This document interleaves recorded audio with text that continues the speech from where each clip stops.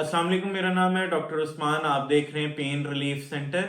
अच्छा, बहुत सारे पेशेंट्स ऐसे आते हैं जिनके ना कंधों में बड़ा प्रॉब्लम्स होते हैं। और वो प्रॉब्लम मतलब स्टार्ट जो है वो स्लो स्लो होता है, लेकिन एकदम से जो है आपका बाजू जो है, जो कंधा है, वो जाम हो जाता है।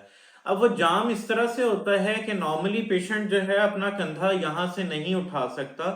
ठीक है, अगर उठता भी है कंधा तो वो पूरा जिस्म ऐसे करने पे, मतलब बाजू जो है उसकी यहां तक आती है। ठीक है, वो ऐसे ऊपर नहीं जा रहा होता। तो ये प्रॉब्लम, इसको हम लोग बोलते हैं फ्रोजन शोल्डर। अब फ्रोजन शोल्डर को इंग्लिश में देखें, उर्दू में देखें तो हम लोग कहते हैं कंधे का मुंजमद हो जाना, कंधा जम जाना, ऐसे करके जम जाता है कंधा ना। तो अब इसकी बहुत सारी रीजंस हो सकती हैं। नॉर्मली डॉक्टर्स जो हैं इसके लिए प्रीगेबलेंस दे रहे होते हैं। कोई ऐसे ट्रीटमेंट्स की जरूरत नहीं है। सबसे पहली चीज ये है कि आपका कंधा मुंजमद क्यों हुआ है, आपके कंधे का ऐसा प्रॉब्लम क्या हुआ है। अब मैं आपको कुछ सिम्टम्स बताता हूं, इसके कुछ प्रॉब्लम्स बताता हूं। सबसे पहली चीज ये है कि आपका, जैसे फर्ज करें अल्लाह ना करे किसी पेशेंट का एक्सीडेंट हो जाता है, तो उसमें जो है पेशेंट को जो है पीओपी कर देते हैं, प्लास्टर ऑफ पेरिस लगा देते हैं, जिसमें उसका बाजू जो है ऐसे इसी पोज में, इसी डायरेक्शन में रखना होता है, एक ही जगह पे, जिसकी वजह से आपका जो जॉइंट है वो एक ही जगह पे ऐसे स्टिफ हो जाता है। ठीक है, एक ऑप्शन। दूसरी ऑप्शन इसमें यह है कि आप कोई वजन उठाते हैं। ठीक है, वजन उठाने की वजह से आपकी जॉइंट की कुछ ना कुछ मिसलोकेशन आती है, या फिर टीयर एंड वियर आ सकती है।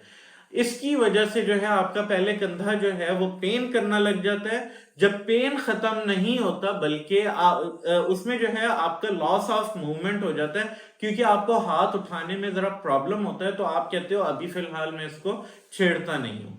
ठीक है, तो उसकी वजह से आपका कंधा जो है वो एकदम से जाम हो जाता है। नंबर 3 चीज इसमें यह है कि आपकी जो बॉडी है वो डिहाइड्रेशन की तरफ चली जाए। आप चावलों का ज्यादा इस्तेमाल कर रहे हो, पानी कम से कम इस्तेमाल कर रहे हो, जूसेस का, दूध का इंटेक ना हो रहा हो, जिसकी वजह से आपका कंधा जो है वो मुंजमद हो जाता है। ठीक है, तो ये 3 फैक्टर ऐसे हैं जो नॉर्मली पेशेंट में, फ्रोजन शोल्डर के पेशेंट में लाजमी हो रहे होते हैं। अच्छा, इसमें एक और चीज ऐसी है, विटामिन डी की डेफिशिएंसी। अगर पेशेंट में विटामिन डी की डेफिशिएंसी है तो कंधा मुंजमद फिर भी हो सकता है। ठीक है, tear and wear, vitamin D, बहुत सारे पर्पस फैक्टर्स ऐसे होते हैं जिसमें पेशेंट के कंधे मुंजमद हो जाते हैं। अब सवाल यह है कि इसका ट्रीटमेंट कब होगा, कैसे होगा, कौन करेगा। ठीक है, नॉर्मली हम लोग जो है सर्जन्स के पास चले जाते हैं। सर्जन का काम हमेशा सर्जरी करना होता है, या आपको एक अच्छी एडवाइस जरूर दे सकता है वो। ठीक है, दूसरी चीज, हमारे थेरेपिस्ट जो हैं वो कोशिश करते हैं कि आपका कंधा जो है हल्का हल्का करके ऊपर जाने की तरफ चला जाए, उसकी रेंज जो है वो बढ़ जाए। ठीक है, तीसरी चीज ये है, अगेन जो आपकी डेफिशिएंसीज हैं वो कम हो जाए। ठीक है, अब इसमें आपने ये करना है कि आपने सबसे पहले देखना है आपको प्रॉब्लम स्टार्ट क्यों हुई। नॉर्मली हमारे यहाँ फिजिकल मेडिकल एडवाइजर्स जो होते हैं वो आपको बताते हैं कि आपका प्रॉब्लम इस वजह से हुआ। मैंने आपको ये सारे सिम्टम्स इसलिए बताए हैं ताकि आप खुद तशखीस अपनी कर सकें कि आपको ये प्रॉब्लम्स क्यों दरपेश हैं। जैसे कि मैं मिसाल देता हूं, अगर विटामिन डी की डेफिशिएंसी, अब आपको कैसे पता चलेगा विटामिन डी की डेफिशिएंसी है, उसके 2 तरीके हैं। सबसे पहले किसी भी अच्छी लेबोरेटरी पे जाके आप अपना टेस्ट करवा लें विटामिन डी का, बहुत आसान है। नंबर 2 चीज ये है, आप धूप में बैठें। धूप में बैठें, आज बैठें, कल बैठें, परसों बैठें। अगर आपके कंधे का दर्द कम हो रहा है, या फिर आपके कंधे की रेंज जो है वो बेहतर हो रही है, आपका बाजू एलिवेशन की तरफ जा रहा है, हाइट की तरफ आराम से जा रहा है, या दर्द के साथ भी जा रहा है बट जा रहा है, तो इट मींस आपको विटामिन डी की डेफिशिएंसी है।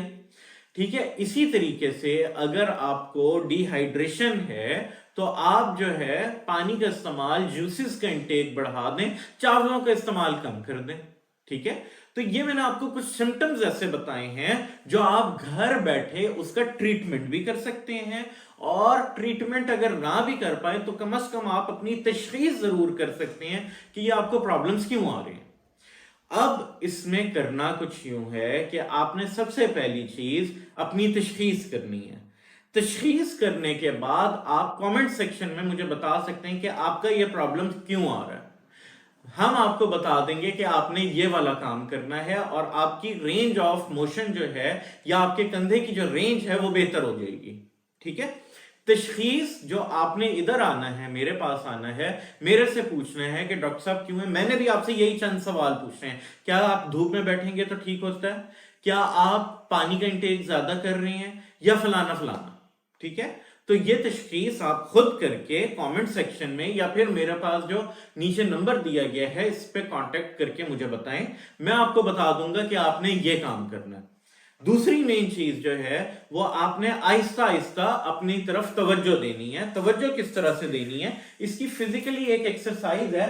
आपने उंगली रखनी है, ठीक है, और दीवार की तरफ ऐसे ऐसे करके ऊपर की तरफ जाना शुरू करना है। ठीक है, उसके बाद फिर आपने ऐसे ऐसे अपना बाजू को नीचे लेके आना है। ये काम अगर आप 10 दिन 15 दिन करते हैं तो आप खुद नोट करेंगे कि आपकी रेंज जो है बहुत बेहतरी की तरफ जा रही है। बट अगर आपको किसी चीज की डेफिशिएंसी नहीं है तो ये आपका काम आराम से हो जाएगा। अगर आप में किसी चीज की डेफिशिएंसी है, चाहे विटामिन डी की है, चाहे B12 की है, चाहे विटामिन बी कॉम्प्लेक्स की है, तो उसके लिए आपको किसी भी मेडिकल एडवाइजर के पास जाना जरूरी है। अब वो मेडिकल एडवाइजर कौन हो सकता है?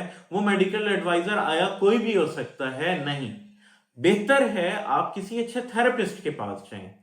अब 3 तरह के थेरेपिस्ट हैं, मैंने एक वीडियो पहले भी अपलोड की हुई है।